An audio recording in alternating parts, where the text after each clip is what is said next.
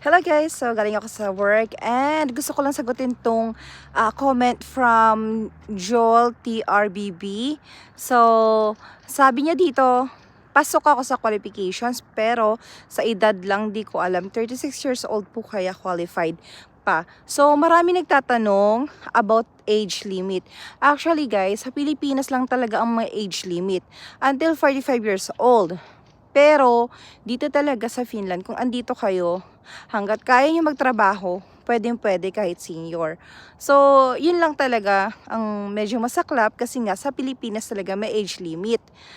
Pero yung sinasabi ko nga na kung sa tingin nyo, kaya nyo pang mag-aral ng Suomen Kieli at kaya nyo pang magbuhat ng pasyente, subukan nyo, why not, 'di ba?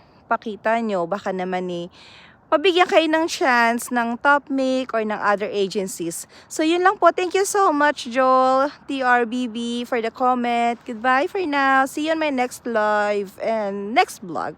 Bye-bye. Ingat!